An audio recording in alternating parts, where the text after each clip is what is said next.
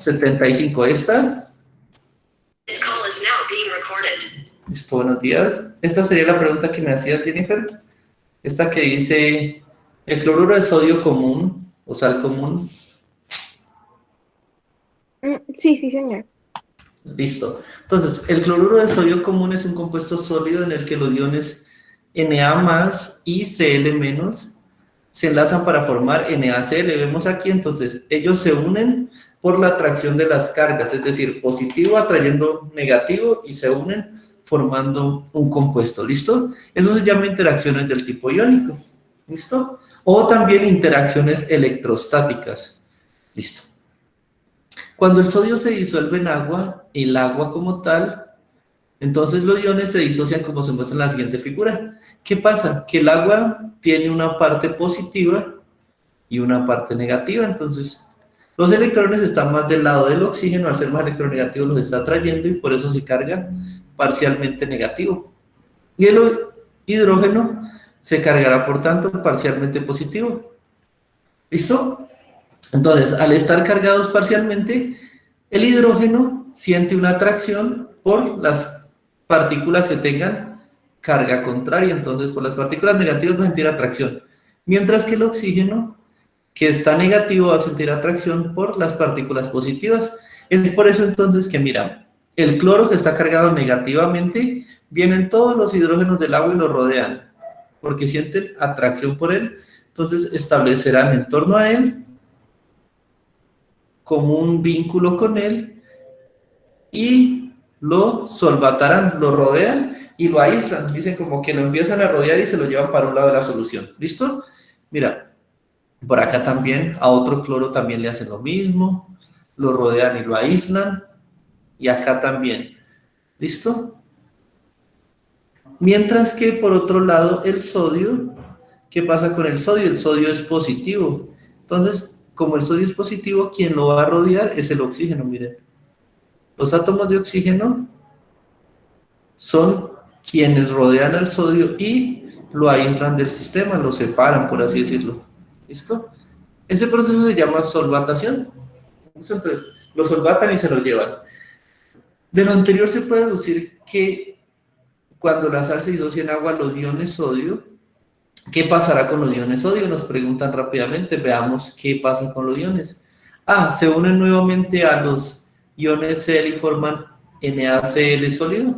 Vemos aquí en el diagrama que estamos trabajando, en este diagrama, vemos que se encuentran separados, que el sodio está por un lado y el cloruro está por otro, rodeado de agua.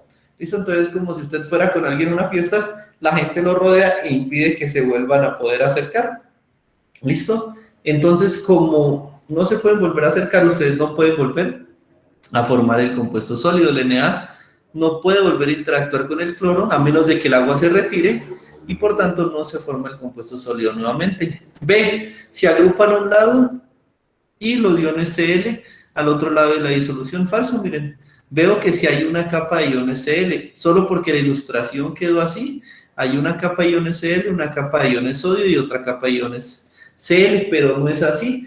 Se supone que se establece una distribución uniforme, es decir, ellos se van para donde puedan en la solución. Cada cloro agarra por su lado, cada sodio agarra por su lado y se disuelven, pero no se polarizan, no queda de un lado positivo y de otro lado negativo en la solución. ¿Listo? Entonces tampoco en las B.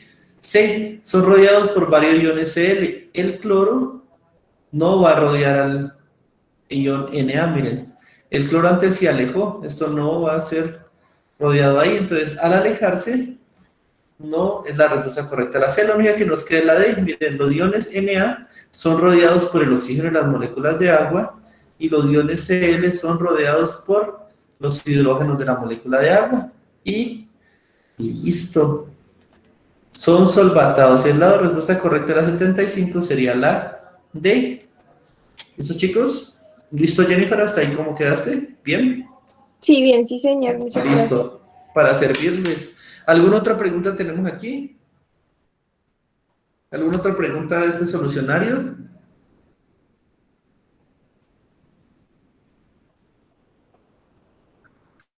Chicos. ¿Hay alguien más que tenga solucionario de la tarde? No hay problema. O solucionario de la mañana. ¿Listo? Si no, entramos a trabajar en orden. ¿Alguna pregunta, chicos? Listo. Entonces empecemos con el solucionario de la mañana. Vamos a ir haciéndolo rápidamente. Este solucionario ya lo habían desarrollado algunas preguntas, entonces a esa les voy a dar más agilidad. ¿Listo? Entonces, la primera dice: un grupo de estudiantes quiere comprobar la temperatura, cómo afecta la temperatura de dilución un proceso. ¿Listo? Entonces lo que van a hacer es, toman su tinte, ¿listo? Y lo van a adicionar al agua, pero resulta que el agua la van a calentar a diferentes temperaturas. Temperatura 1, temperatura 2, temperatura 3. ¿Listo?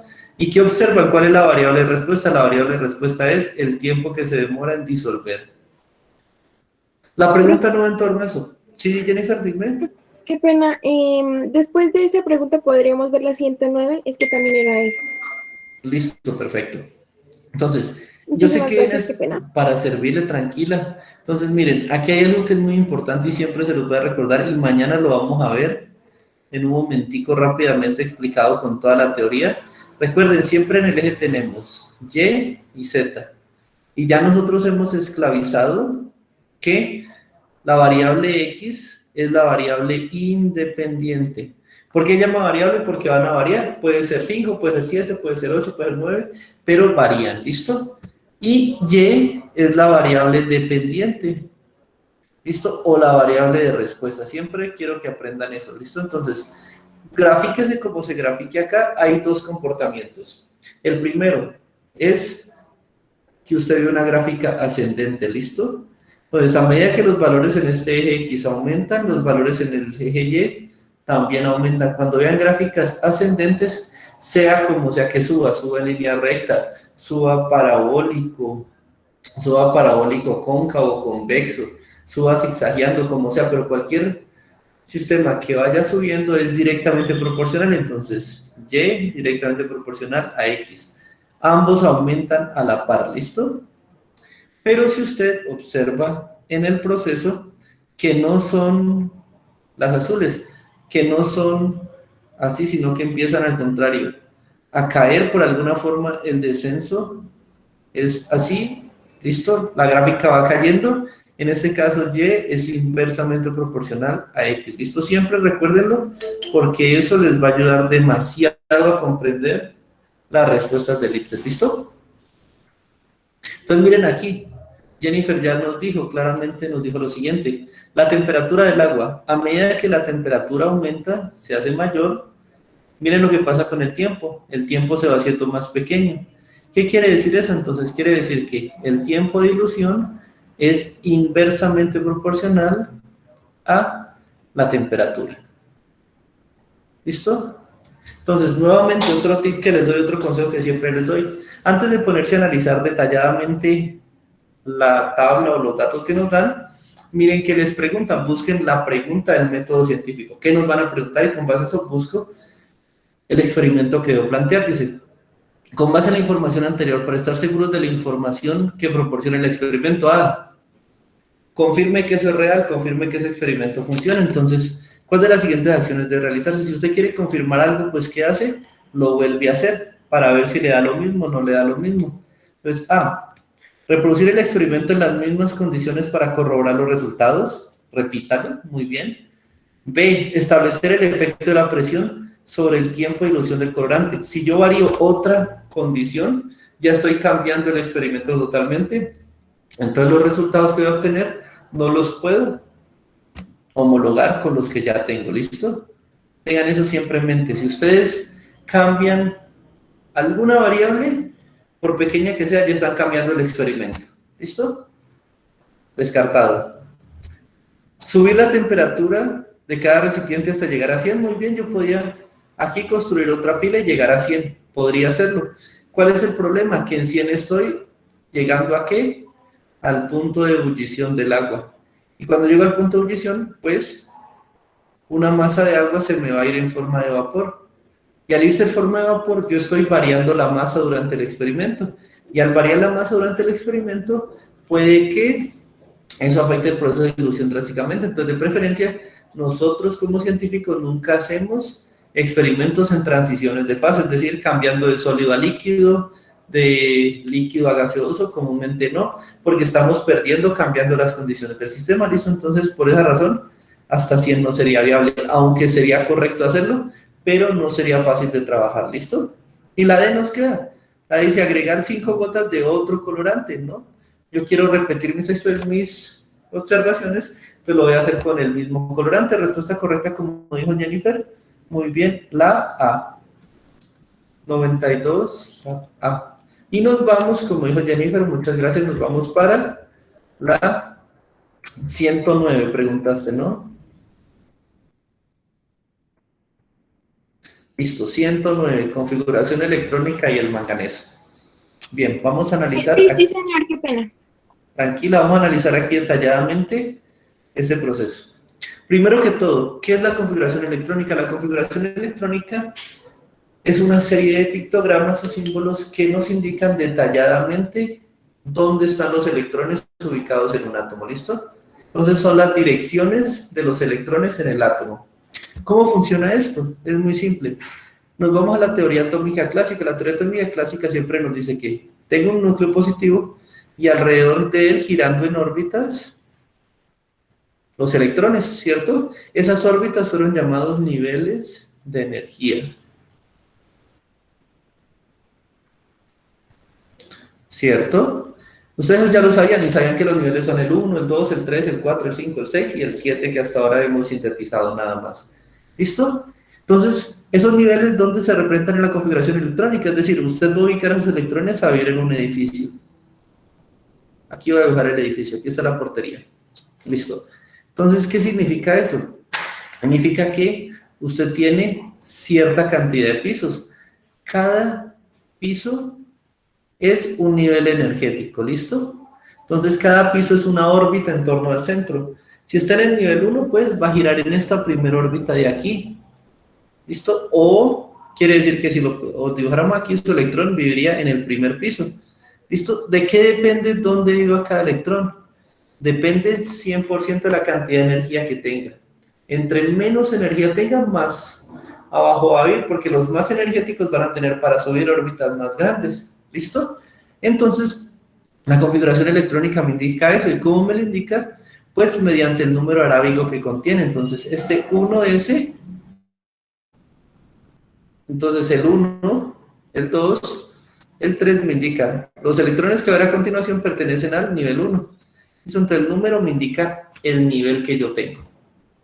Resulta que más adelante la teoría atómica se siguió fortaleciendo y se estableció que dentro de cada nivel habían diferentes ordenamientos, diferentes habitaciones, llamémoslo así, diferentes estadios energéticos, diferentes regiones de máxima probabilidad en las cuales encontrar al electrón. Y a eso lo llamamos, ¿cómo lo llamamos? Exactamente, lo llamamos orbitales atómicos. ¿Listo? Y resulta que acontece que los orbitales atómicos se definieron como el S, el P, el D y el F, ¿listo?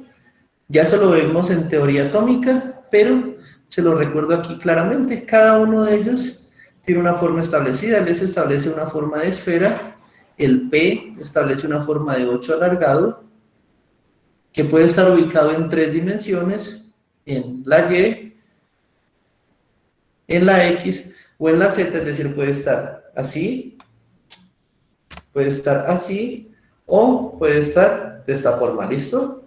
3 posiciones en el espacio. El D es una flor de 4 pétalos, similar a una flor de 4 pétalos, y tiene 5 posiciones en el espacio. Entonces, cada posición en el espacio me permite tener una nueva casa para los electrones. Entonces, llego yo al primer piso y me encuentro con que aquí hay una habitación S, una habitación sencilla, por ejemplo. Entonces, ahí van a vivir mis 2 electrones. En el segundo piso, puedo construir una habitación S y 3 habitaciones P. ¿Listo? En el tercero puedo construir una habitación S, 3 habitaciones P y 5 habitaciones D. ¿Listo? Si ven que yo las empiezo a dibujar una abajo, 3 arriba y 5 arriba, ¿listo? ¿Por qué hago esto? Porque como ustedes sabrán, cuando ustedes llegan a un hotel y piden una habitación sencilla, esa les cuesta menos que si piden una doble, y si piden una especial les cuesta más. Entonces, lo mismo es en el átomo. El electrón llega y dice, bueno, yo solo tengo que pagar una sencilla. Entonces, el átomo le dice, listo, ubíquese aquí, en la S. El electrón dice, no, yo tengo mucha energía. Entonces, el átomo le dice, listo, usted se podrá ubicar en la D. Pero todo depende de la energía que tenga, listo, y ese ordenamiento lo vamos a ver ahí. Finalmente, el número de superíndice, la parte superior, este numerito que va acá, me indica la cantidad de electrones que hay. Entonces, 1s2 me indica que en este nivel, que sería el 1s, por ejemplo, hay 2 electrones. Si yo coloco, por ejemplo, 3d, ya sé que, supongamos que este es los orbitales del nivel 3 tienen 5 orbitales de, y si digo 3 de 5, listo, habrían 5 electrones, 1, 2, 3, 4, 5. Si digo 6, colóquele otro. Si digo 7, otro. Si digo 8, otro. Hasta que ya tendríamos entonces visto que yo puedo llenarlo con 10, lo lleno totalmente. ¿Cierto, chicos? Hasta ahí vamos bien. Es un recorderis general de la teoría atómica. Ahora sí, después de saber para qué nos sirven la configuración electrónica y cómo funciona esto, recordar los orbitales y todo eso, vamos ya a ver el concepto de la pregunta que necesitamos resolver ahí. Entonces resulta que acontece que nos dicen que la configuración electrónica del magnesio es 1s2, 2s2, 2p6, 3s2, y nos dicen que ahí es un átomo neutro. ¿Qué quiere decir que sea un átomo neutro? Lo que quiere decir cuando yo tengo un átomo neutro es lo siguiente. Quiere decir que su cantidad de protones es igual a la cantidad de electrones, ¿cierto? Mg igual, la carga igual a 0. La cantidad de protones que tenga debe ser igual a la cantidad de electrones que tenga. ¿Cuántos electrones tiene? Se pregunta Jennifer. Muy bien, contemos los superíndices. 2 más 2, 4, más 6, 10, más 2, 12, entonces tiene 12 electrones. Por lo tanto, debe tener, para que la carga sea igual a 0, debe tener 12 protones. ¿Hasta ahí vamos? Sí, sí, señor. Listo. Resulta que luego nos dice que se une con el oxígeno y pasa a formar el compuesto MgO. Listo. Cuando eso ocurre, el magnesio tiene que haber cedido o ganado electrones, ¿listo? Para que se forme un enlace. En este caso nos dice que teniendo en cuenta que la suma de los estados de oxidación de los átomos que conforman el compuesto debe ser igual a 0, es decir, esta molécula, toda la molécula también debe ser neutra, y que el estado de oxidación del oxígeno es -2, es decir, ¿qué significa el estado de oxidación? Indica la carga que adquiere cuando se enlaza. Entonces, -2, ¿cuál es la única partícula negativa en la química que se mueve? La única partícula negativa en química que se mueve durante las reacciones es el electrón, muy bien. Y si me dicen que es -2, indica que han llegado 2 electrones ahí. Entonces, por cada átomo de oxígeno que haya, le caen 2 electrones a ese átomo. Entonces, como hay uno solo, -2 por 1, -2. ¿Qué número sumado a -2 me va a dar 0? El único número que existe es su contraparte, +2. Entonces, este +2 corresponde a la carga del magnesio, +2. ¿Qué quiere decir ahorita +2? Que se le han ido 2 electrones. Necesito que la resta que hay entre los protones y los electrones me dé +2. Entonces, veamos aquí. Vamos a hacer lo siguiente. Tengo 12 protones. Le tengo que restar un número de electrones, pero eso me tiene que dar +2. ¿Cuál es el único número que al restarle a 12 me da +2? Eso, 10. Es decir, que hay 10 electrones en este ion. En el ion Mg, 2 más, hay 10 electrones. ¿Listo? Es decir, que 2 electrones se fueron. O vamos a aprovecharnos del hotel y vamos a hacerlo más grande, vamos a ampliarlo un poquito y vamos a hacerlo aquí. ¿Listo? ¿Hasta ahí van entendiendo esa parte, chicos?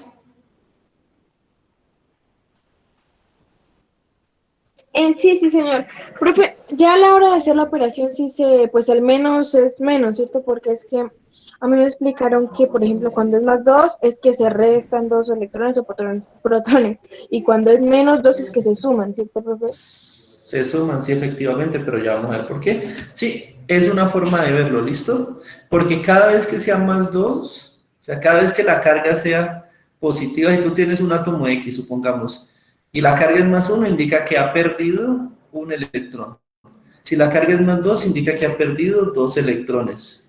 ¿Listo? Si la carga es más 3, indica que ha perdido 3 electrones. Y si la carga es por lo menos menos 4, indica que ha ganado 4 electrones. Menos 5 ha ganado 5 electrones. ¿Listo? Pero hace referencia a cargas negativas, entonces siempre mírenlo así.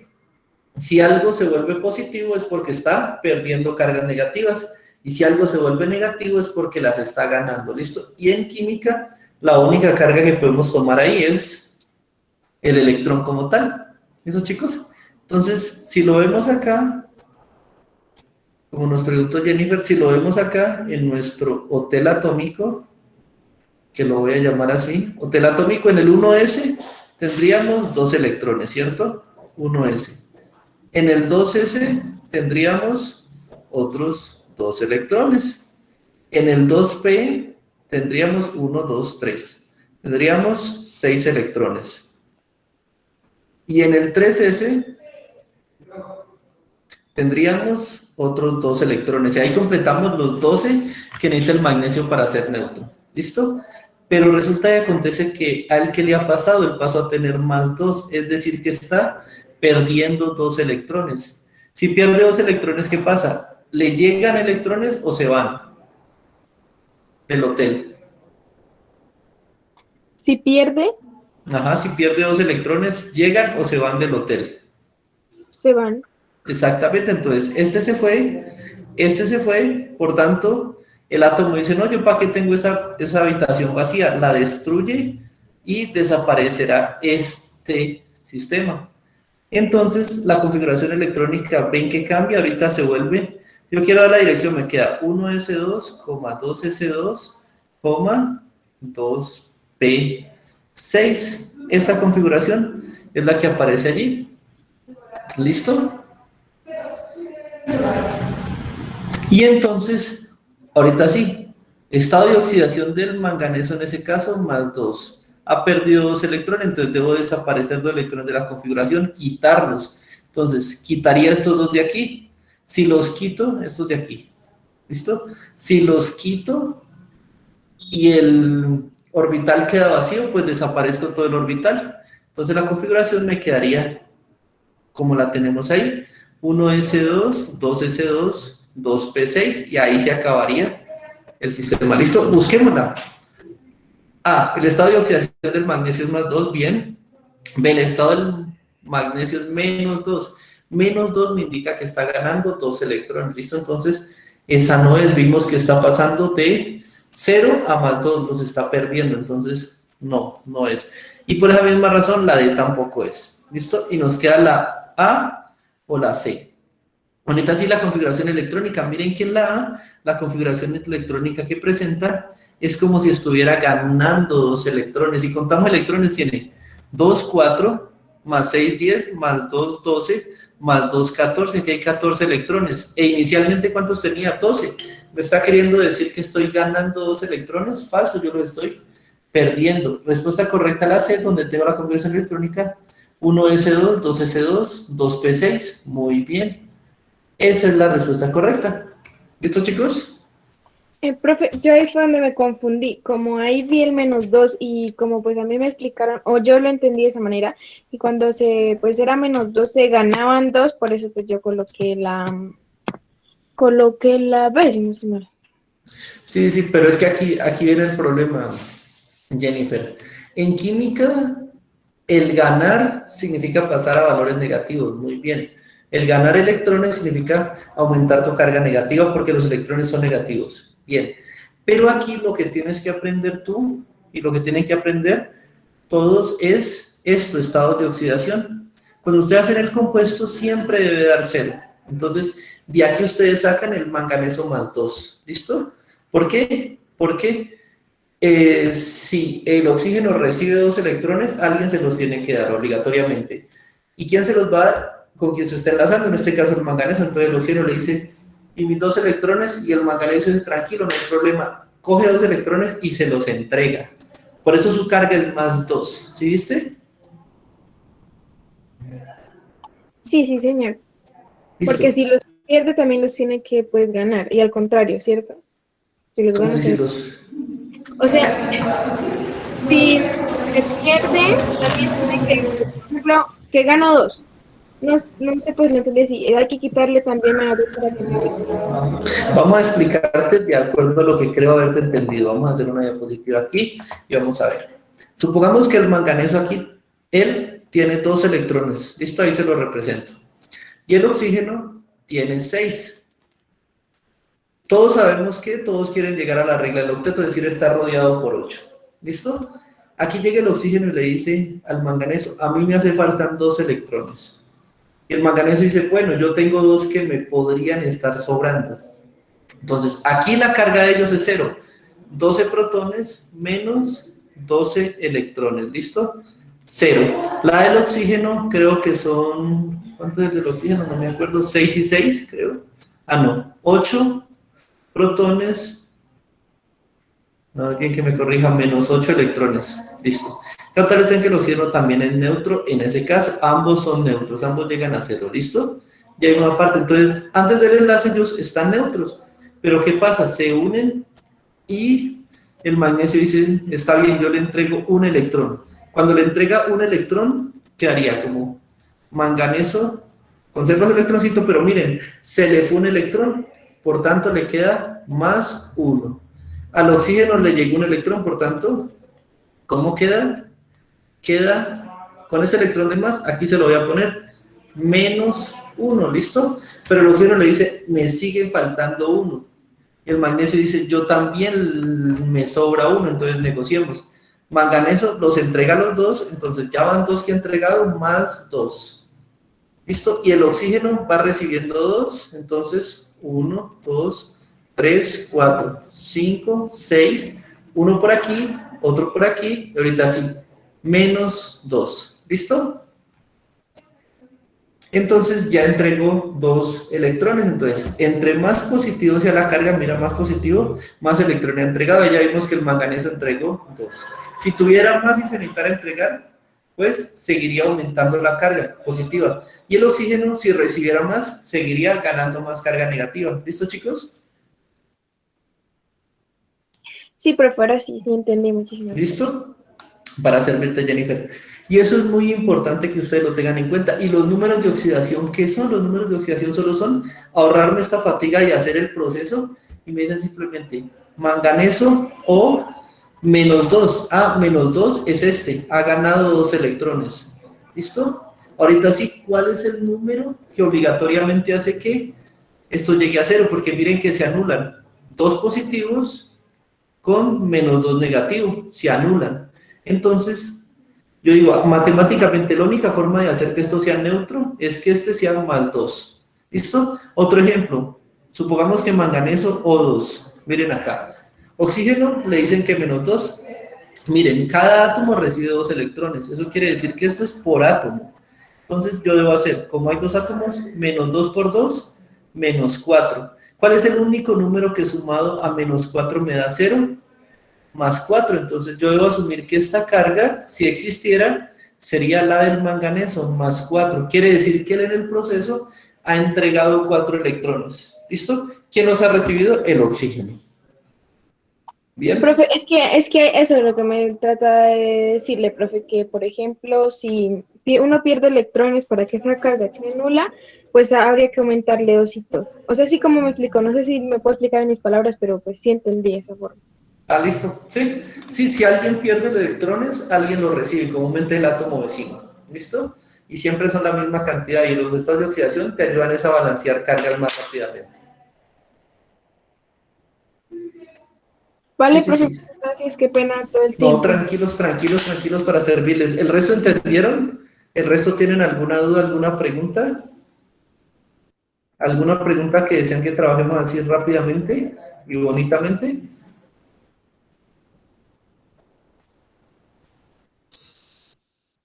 Es más, una pregunta, ¿el resto están ahí? Bueno, espero que estén. Listo, eso. Listo, entonces espero estén ahí. Cualquier duda que hayan tenido, me Profe, parece.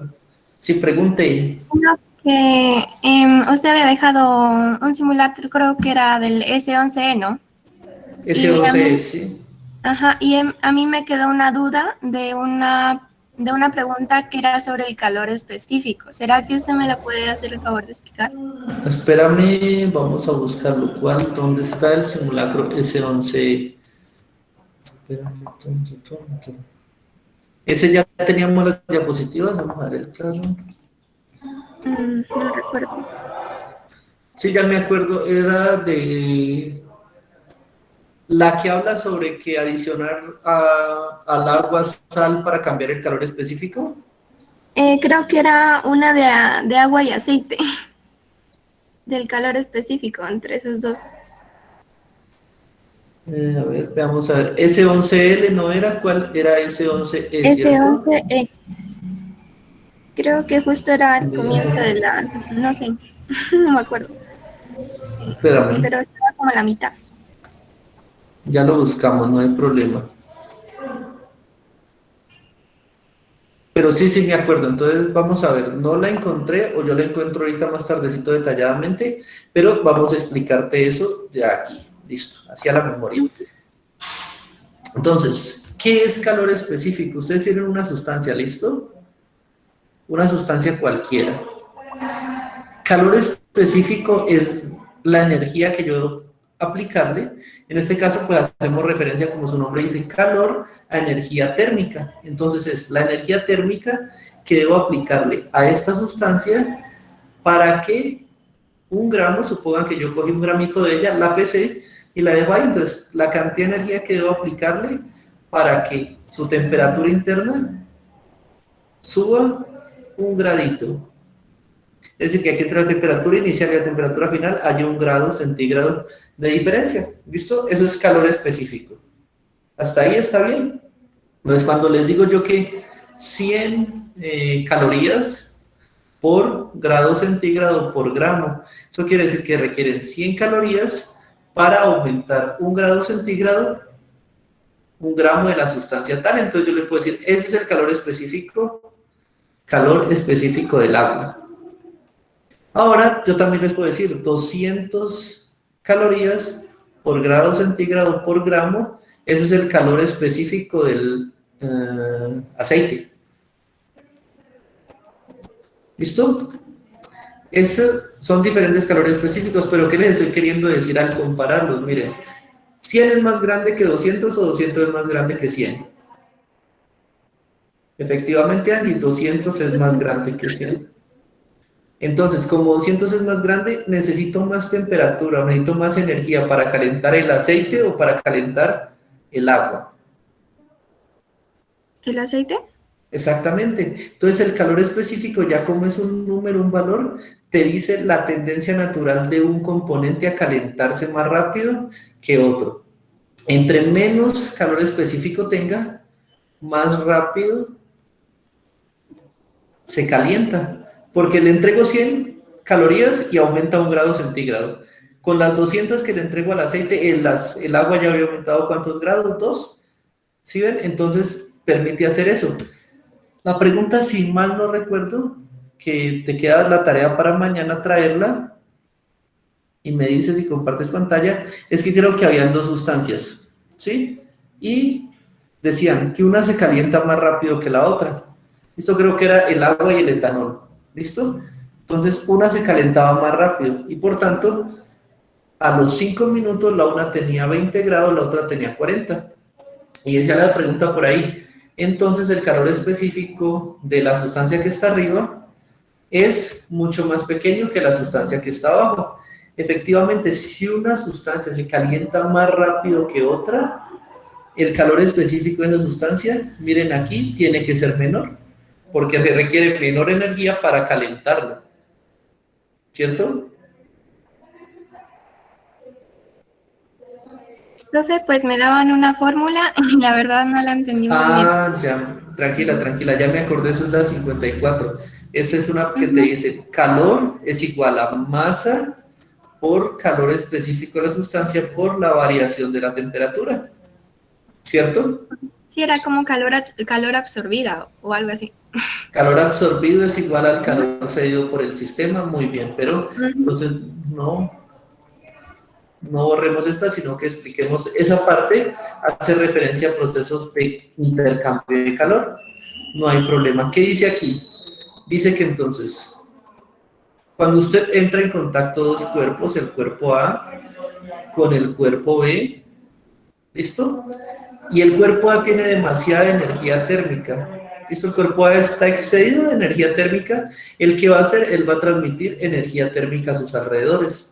En este caso lo va a transmitir al cuerpo B, entonces, el cuerpo B, ¿qué característica debe tener? Que debe tener poca energía térmica. Cuando esto pasa, se da un flujo de calor, ¿listo? Entonces, ese flujo de calor, nosotros calor lo representamos con la letra Q, ¿listo? Y entonces, ¿de qué depende? Lo primero que va a depender es el calor que da, ¿listo? Siempre en el universo hay dos fuentes, alguien que da y alguien que recibe, ¿listo? Entonces, siempre va desde el más energético al menos energético, ya siempre lo hemos visto, ¿no? El flujo siempre va de mayor energía a menor energía, ¿listo? Entonces, ¿el calor qué pasa? Cuando ustedes están muy fritos por allá en su casa y cogen una ollita de agua caliente para calentarse, ¿quién le transfiere calor? El agua caliente le transfiere calor a ustedes y usted se calienta. ¿Listo? Entonces, aquí el cuerpo A está cediendo calor. Si el sistema es perfecto, todo el calor que se da, ¿quién lo tiene que tomar? Lo tiene que tomar B. Entonces, es igual al calor absorbido. Listo. ¿Qué pasa aquí? Que ahorita sí, el calor depende de unas magnitudes físicas que tenemos que ver. Primero, ¿de qué depende? El calor, ¿quién crees que te calienta más? ¿Una ollita pequeña o una olla muy grande? ¿Algo pequeño? Seguro, o sea, tú vas a estás que te mueres del frío, hipotermia, y agarras una cobijita de estas chiquitas y te la pones. ¿Te calienta más o te calienta más una cobija más grande? Ah, que si me calienta, sí, entonces sí sería la más grande. Entonces, el calor es directamente proporcional a la masa. Entonces, ¿por qué? Porque si por lo menos el cuerpo A está ahí caliente y tiene una masa muy grande, transfiere más rápidamente ese calor. Pero imaginemos que fuera así, fuera el cuerpo A está muy caliente y el cuerpo B, miren, el área de contacto o la transferencia de calor sería limitada por la masa. Por tanto, es proporcional a la masa. El calor también tiene otra característica, es proporcional ¿a qué? A la energía que yo requiero para calentarme más rápido, más fácil. Y ya vimos, ¿cómo se llama eso? Se llama calor específico. ¿Listo? Porque si digamos, A entrega con toda la fuerza que puede el calor, pero B dice yo no lo recibo, o por cada 100 unidades de, imagínense, por cada 100 unidades de energía que entregue A, B solo recibe una para calentarse. Entonces, con 100 calienta 100 grados B, pero supongamos que B recibe 1000, con 100 no alcanza ni siquiera para que B se empiece a calentar. Entonces, por eso el calor también es proporcional al calor específico de la sustancia. ¿Listo? Y por último, tenemos lo más importante, de que también dependerá o lo puedo cuantificar con ¿qué? La temperatura. A arranca en una temperatura inicial cuando está muy caliente y después a medida que empieza a hacer calor, pasa a una temperatura final que yo esperaría que fuera fría, ¿cierto? Y el otro cuerpo, el cuerpo B, tiene que empezar en algo frío y empezar a adquirir energía para irse calentando. ¿Listo? Entonces, de alguna forma sería desde la temperatura caliente hasta la temperatura fría o desde la temperatura fría a la temperatura caliente. Entonces, también hay una asociación que se llama variación de la temperatura. Entonces, el calor también depende de qué tan grande es esa variación, entonces de la delta. ¿Listo? Entonces, ahí tendremos que el calor cedido es igual a, siendo el calor proporcional a la masa, es igual a la masa por el calor específico por la variación de la temperatura. Eso es la fórmula de calor. ¿Listo? Entonces, calor cedido por una sustancia va a ser igual a masa de la sustancia A, masa de la sustancia A por calor específico de la sustancia A por la variación de la temperatura que tenga el cubo A es igual a más en la sustancia B, por calor específico de la sustancia B, por la variación de temperatura que tenga el cubo B. ¿Listo? Y eso era lo que te mostraron ahí, simplemente era quién se calentaba más o quién se calentaba menos en la fórmula. La pregunta decía, si usted aplica a una olla de arroz cuando prepara el arroz, tiene 2000 gramos de agua, si mal no recuerdo, y el agua la calienta a 50 grados centígrados. ¿Listo? Te daban el calor específico del agua. ¿Listo? Ahorita te decían, y usted aplica 20 gramitos de aceite. ¿Listo? 20 gramos de aceite y deja pasar un tiempo. Te daban también el calor específico del aceite, si mal no recuerdo. Listo. Ahorita te decían, si eso estaba a 50 grados después de un tiempo, un tiempito, ¿qué va a pasar con el sistema? Yo te decía, miren, A tiene una gran masa, y está caliente, está siendo calentado. B es el aceite, llega con una masa pequeña, al entrar en contacto con esa masa pequeña y se encuentra en un medio caliente, muy posiblemente rápidamente el calor contenido en el agua pase al aceite. ¿Listo? Muy rápidamente pase. ¿Y qué va a pasar después de un tiempo? Que el sistema, tanto el agua como el aceite, van a estar calientes. El aceite entra a un lugar que está recaliente y rápidamente él se calienta. Al cabo de un tiempo, preguntaban cuál será la temperatura.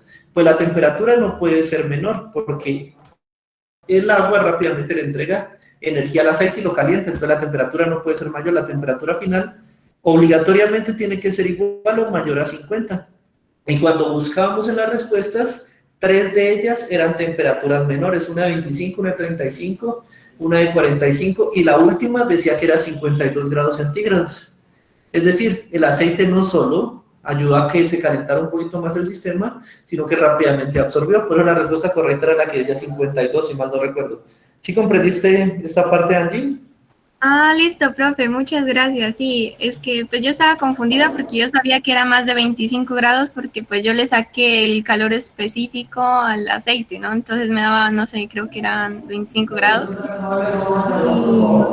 Y pues sabía que era más de eso, pero no sabía cómo llegar a la respuesta.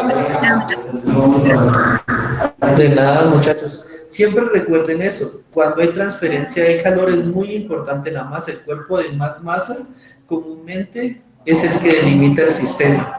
En este caso, los 2000 gramos de agua es mucha masa, entonces ellos transferirán calor rápidamente porque son mucha masa. Y también, si recuerdas en el problema, el calor específico del agua es mayor que el del aceite, lo que quiere decirme a mí, el aceite se calienta más rápido que el agua. Por tanto, cuando el agua está caliente, entra en contacto con el aceite dice, caliénteme rápido, y se calienta rápidamente y su temperatura no tendría por qué bajar. Si yo hago entrar en contacto, supongamos 2000 gramos de agua con 2000 gramos de aceite, pero el aceite tuviera más calor específico que el agua, el aceite enfriaría el agua y ahí esperaríamos un descenso de la temperatura. ¿Listo? Por importante el calor relacionarlo con la masa y el calor específico. ¿Listo, Angie? Sí, profe, gracias. A ustedes, muchachos. Otra preguntita, no importa, sáquenla. De cualquier lugar que eso se trabaja. O seguimos con esta. Ustedes me dirán.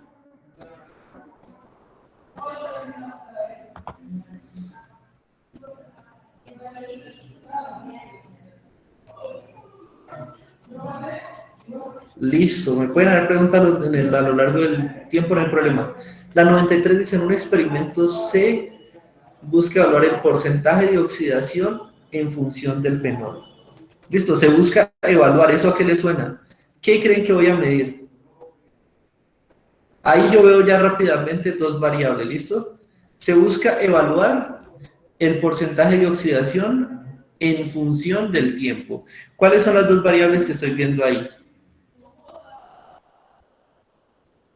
Eso. ¿Cuáles son? Recuerden, variable es un parámetro que puedo llevar en varios valores. Entonces, variable 1, variables. La variable 1 es porcentaje de oxidación. Variable 2, en función del tiempo. ¿Listo? ¿Qué quiere decir algo se mide en función de otra cosa? Matemáticamente se expresa como Y va a ser medido en función de X. ¿Listo? O sea, voy colocando valores de X y voy viendo qué me da Y. ¿Listo? También lo puede hacer X, lo puede medir en función de Y, no hay problema. Va metiendo valores de Y y va viendo qué valor le caemos en X, ¿listo? Pero como nosotros ya vimos a lo largo del curso, ¿qué ocurre aquí? Siempre X es la independiente, es decir, la que no domina a nadie, la que solo domina a usted como investigador y puede decir, yo quiero este valor a tanto, y Y es la variable dependiente, conocida como variable de respuesta. Entonces usted fija X y va a ver qué valor le da en Y. ¿Listo? Entonces aquí nos dicen, tenemos dos variables, porcentaje de oxidación y tiempo. Entonces, dice, se mide en función del tiempo. Entonces ya al ser en función del tiempo me está a mí queriendo decir, el tiempo es esa variable X, porque comúnmente el tiempo es independiente. Yo puedo decir, voy a tomar 0 segundos, 2 segundos, 3 segundos, 4 segundos, 5 segundos, pero yo no puedo comúnmente determinar la variable tiempo como una variable de respuesta. Entonces ya vemos que al decirlo en función me están diciendo X posiblemente el tiempo. ¿Listo? ¿Qué me queda? Que Y sea porcentaje de oxidación. Entonces tiempo sería X, Y, porcentaje de oxidación. Pero confirmemos con algo. Los porcentajes, ¿qué valores tienen? ¿O en qué valores se mueve un porcentaje? ¿Alguien sabe? Vamos a ahorrar ese pequeño espacio. ¿Por qué se llama porcentaje? ¿Por qué es hasta el 100%? Exactamente. Por 100. Entonces, porcentaje. Ahí lo pueden ver entonces. Porcentaje es una referencia, un valor que se relaciona en 100 unidades. Entonces, ¿qué quiere decir un porcentaje? Es igual al dato que usted tenga dividido el total de los datos por 100. Cuando su dato es igual al total, pues da máximo 100%. ¿Listo? Si yo le entrego usted 100.000 pesos y se los gasta, usted se gastó el 100% del capital. Si le entrego 100 y se gasta 90, usted se gastó el 90% del capital. ¿Listo? Si lo ven, eso se aplica para todo y es muy fácil de entender. Entonces, el porcentaje, como dijo Jennifer o Andy, creo, va entre que usted gaste nada, n igual a 0, que sería el 0%, ¿listo? Hasta que n sea igual al total, es decir, usted se lo gaste todo. Entonces, ahí sería el 100%, entonces el porcentaje siempre va a ir entre 0 y 100. ¿Cuál de los dos ejes está entre 0 y 100? El único que está entre 0 y 100 es el eje Y, entonces me confirma que el eje Y efectivamente es porcentaje de oxidación, y ya el eje X, miren, va hasta 240, no sé si serán segundos, días, horas, no sé, pero muy posiblemente ese es el tiempo. ¿Listo? Busquemos acá. Eje X tipo dióxido, no tiene ni idea porque está midiendo en función del tiempo. B, X el tiempo en minutos, muy bien, y Y porcentaje de oxidación del fenol, muy bien. Respuesta correcta para la 93 sería la B. Pero quieren saber por qué las otras no. Muy bien, miren. C. Eje X, porcentaje de oxidación. El porcentaje nunca va hasta 240. Y D, porcentaje de oxidación. Nuevamente no va hasta 240. Ahí descartamos una parte. ¿Listo? Eso es muy fácil. Dicen los habitantes de una laguna.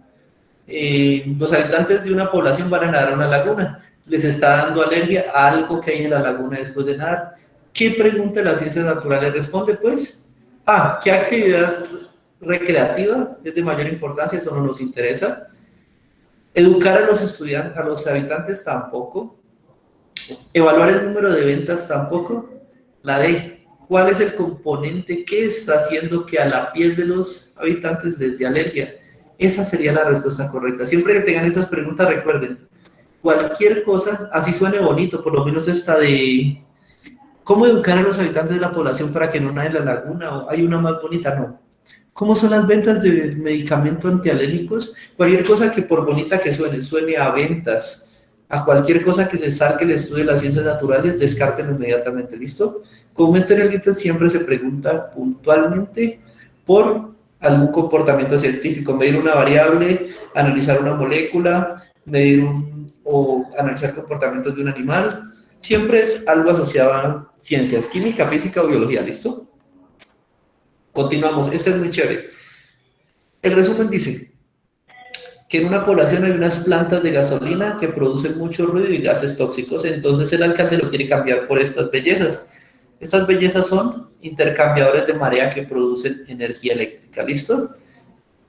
Los quiere implementar y dice que en una isla vecina ya se implementaron, pero el alcalde dice, es que la vida marina se me puede afectar.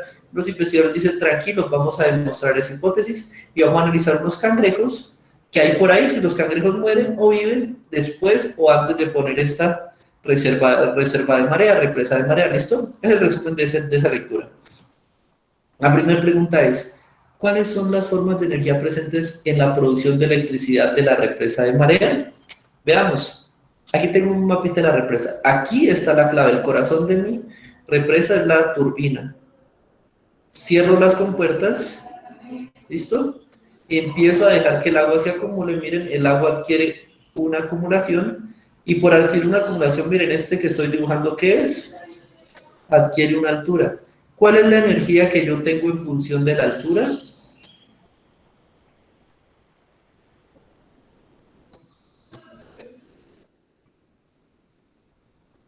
Chicos, ¿cuál es la energía que adquiere un cuerpo en función de la altura? La potencial. Efectivamente, energía potencial. Entonces, a medida que estoy acumulando agua en la represa, voy cargando esa agua con energía potencial. Miren, ahí tengo las compuertas cerradas. Y quiero que les digo, cerradas las compuertas. Entonces, voy cargando eso con energía potencial. Otra forma en la que lo podemos ver es que el agua está estancada, el agua no se está moviendo, entonces su velocidad es igual a cero. Entonces, no hay energía cinética, ¿cierto? Pero resulta que acontece que ahorita yo abro las compuertas. Compuerta de acá se abre, compuerta de aquí se abre. Es como cuando usted tiene el sifón de su casa y el lavadero lleno y quita el tapón del sifón. ¿Qué pasa? Se empieza a moverse, entonces él empezará a moverse al lugar de menor agua. Entonces él llega y baja por aquí. Empieza movimiento, la velocidad ahora es diferente de cero. Al empezar movimiento, aquí, ¿qué estoy adquiriendo? ¿Qué energía se da en función del movimiento? Eso, energía cinética. Entonces estoy pasando la energía potencial que venía contenida en mi agua a energía cinética. ¿Listo? Y ahora el agua pasa por aquí y empieza a subir de nivel, empieza de aquí, va subiendo, subiendo, subiendo hasta que llega acá. ¿Listo? Entonces, hasta ese punto va nuevamente ganando energía potencial. Pero ¿qué pasa? Aquí justo en medio, aquí en el corazón de la turbina, esa agua al pasar muy rápido empieza a hacer accionar una turbina, girarla. Al girarla, esa turbina produce energía eléctrica, un flujo de electrones. ¿Listo? Y es esa energía eléctrica la que yo saco y le vendo al pueblo, llevo a las casitas para que tengan su energía eléctrica. ¿Listo? Entonces, ¿de qué me estoy aprovechando yo en la represa? Me estoy aprovechando la energía potencial al estancar el agua. Abro la compuerta, toda energía potencial se convierte en energía cinética y ese movimiento tan rápido que lleva el agua al entrar a la represa hace que se mueva una turbina y esa turbina genere energía eléctrica. Entonces, esas serían las transformaciones que estoy realizando. ¿Qué pasa? Cuando ya tengo lo que se llama marea baja, es decir, acá, pues vuelvo y pasa energía potencial, se abre la compuerta, pasa otra vez por aquí y se llena hacia el otro lado. ¿Sí ven? Entonces, en ese caso estoy haciendo el mismo proceso, pero ahorita de adentro hacia afuera. Potencial, cinética, eléctrica, ¿listo? Y vuelvo yo a producir electricidad, lo que me vuelve a mí a generar más incrementos, ¿listo? Energía cinética el agua. Bien, si hay una energía cinética relacionada. Se convierte en energía química de la turbina. Falso, la energía de la turbina es energía eléctrica. Ahí en la turbina no está pasando ninguna reacción química. B, la energía potencial del agua, muy bien. Se convierte en energía cinética del agua, muy bien. La cual activa una turbina y lo convierte en energía eléctrica, muy bien. Respuesta correcta, la B. ¿Listo, chicos? La C, ¿por qué no es? Miren, energía potencial del agua, bien, pero trabajo realizado por las compuertas. Las compuertas solo se abren y se cierran para permitir el flujo de agua, ¿listos? Es decir, activan la conversión de energía potencial a energía cinética en el agua, pero ellas no están interfiriendo en ese sistema. ¿Listo? ¿Hasta ahí quedamos? Bien, ¿alguna pregunta?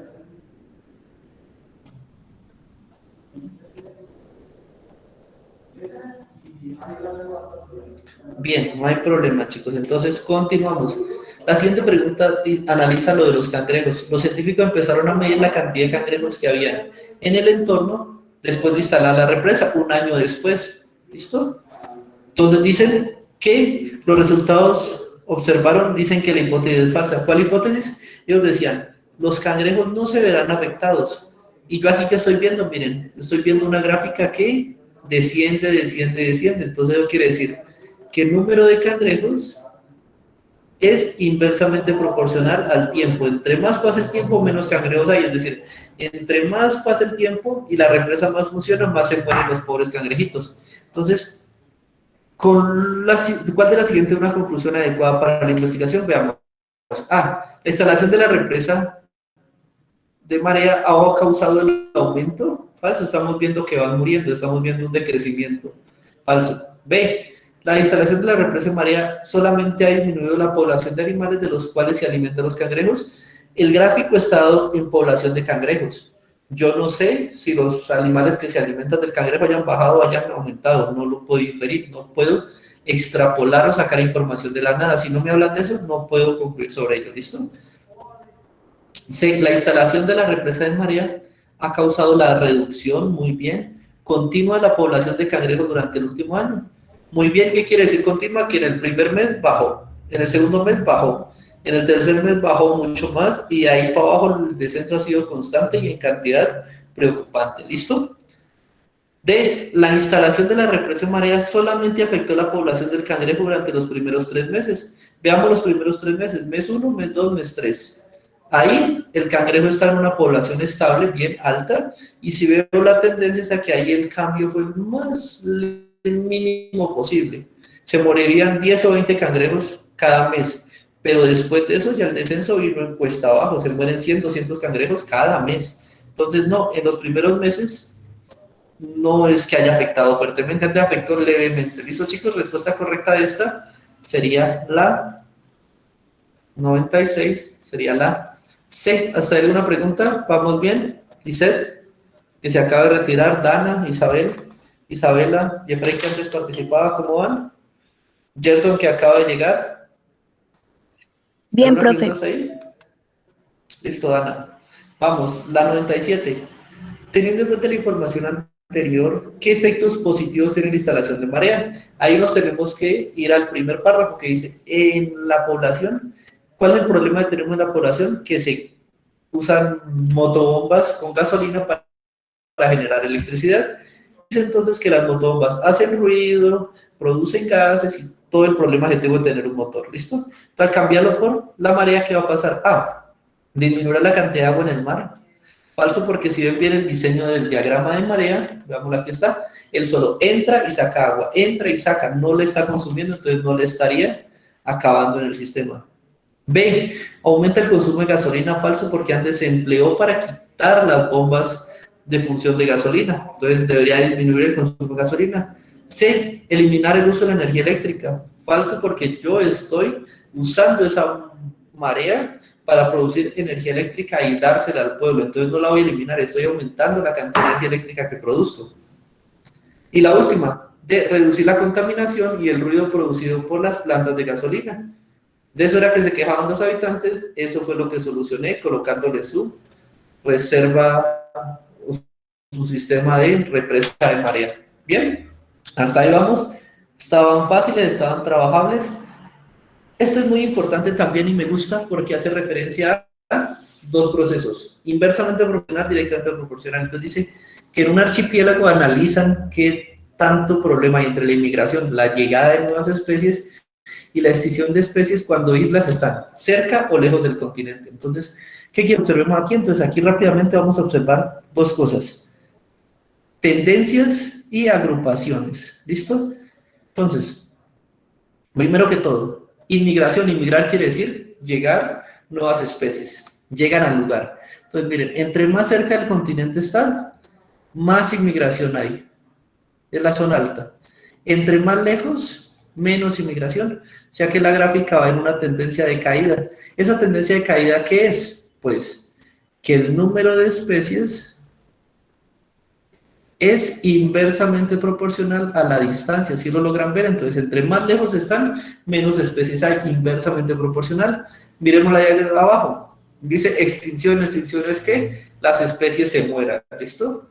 La especie que llega sobrevive un tiempo, pero se va extinguiendo, van bajando el número de individuos hasta que se mueren. Miremos, entre más cerca están del continente, más pequeño es el número de especies, pero cuando está lejos presenta el máximo. Este comportamiento, ¿cómo es entonces?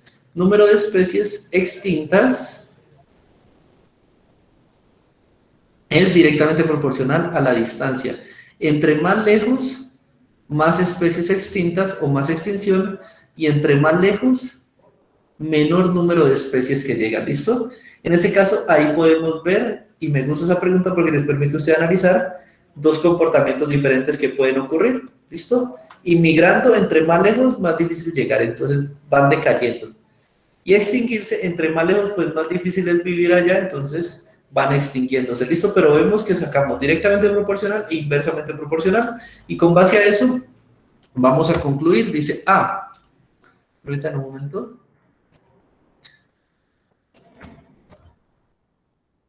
Listo. A, hay más especies cuando las islas están cercanas al continente, ¿listo? Porque tienen mayor inmigración y una menor extinción. Veamos qué pasa cuando estamos cerca. Entonces sacamos ahorita el resaltador y vamos a irnos a la zona de cercanía. Supongamos que de aquí para abajo cercanía. ¿Listo? Cuando es cercanía, veamos qué pasa. Subo y me encuentro con una gráfica que me indica que en esta zona de cercanía hay un alto número. Está en la zona alta, lo que indica que hay un alto número de especies que inmigran. Me están llegando muchas especies. Entonces, esta parte, bien, mayor migración. ¿Listo? Y si me voy aquí a la gráfica de extinción, veo que esta zona de aquí, la de menor extinción, se ocurre en este sistema. Entonces, cuando están cerca hay menor extinción. Listo. Porque una tiene mayor inmigración y garantiza que hay poca extinción. Entonces, sí van a haber muchas especies. Hasta ahí esta sería mi respuesta correcta. ¿Sí la vieron? Vamos a ver la B. Hay más especies cuando las islas están lejanas. Cuando las islas están lejos, saquemos el resaltador y analicemos. Pero otro resaltador de otro color, azul. Listo. Cuando están lejos, ¿qué ocurre? Veamos qué pasa cuando están lejos. Cuando están lejos, la inmigración es poca, es decir, llegan pocos individuos. Y cuando están lejos, la extinción es alta, es decir, los poquitos que llegan se mueren. Entonces, ¿van a haber más individuos? No, por el contrario, cuando eso pasa, van a haber menos individuos. Descartada la B. La C. Hay más especies cuando las islas están cercanas, porque tienen una inmigración y una extinción de especies bajas. Ya vimos que son inversamente proporcionales y otras directamente proporcionales. Entonces, si una sube, la otra baja. No pueden ser ambas bajas o ambas altas, ¿listo? Y la D dice, hay más especies cuando las islas están lejanas del continente porque las condiciones de vida son diferentes. Primero, no hay más especies cuando están lejanas. Ya lo vimos aquí, se están extinguiendo casi todas. ¿Listo? Y segundo, la conclusión que nos dan no está bien sustentada porque hay condiciones de vida diferentes. ¿Cuáles condiciones? Si no hubiera hecho el problema.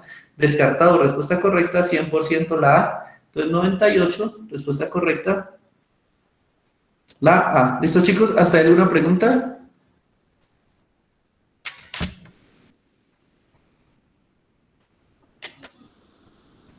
¿Chicos? ¿Están ahí? ¿Están bien? Por mi parte no, profe. Listo, chicos. Entonces, siendo las 8:20, les agradezco por su presencia, les agradezco por su paciencia. Quedo atento a ustedes para la clase el día de mañana. Va a ser por el mismo link que tenemos. Va a venir compañeros de otro grupo que también tengo que me parece chévere que esté participando. Entonces vamos a ver una gran congregación. ¿Listo?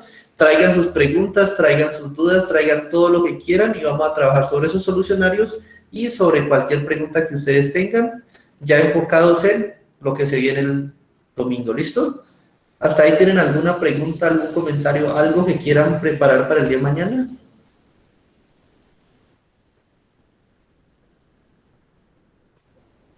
Profe, mañana es la clase a las 9, ¿cierto? Sí, señorita Isabel. ¿Hasta qué hora, profe? Es que no alcanzo a escuchar. De nueve hasta 12 más o menos, porque tenemos que recuperar el tiempo que también hoy se perdió. Entonces sería de 9 a 12, por mí no hay ningún problema. Trabajamos desde las 9 con mucha berraquera hasta la hora que ustedes quieran. Mínimo las 12 y ahí para arriba pues hasta que el hambre nos aguante. ¿Listo? Ah, listo, profe, gracias. A ustedes, chicos. Entonces, como Gracias. tengo que salir inmediatamente, a ustedes traigan sus dudas y nos vemos mañana, chicos. ¿Listo? De nada, Jennifer, para servirte, que estén muy bien. Feliz día.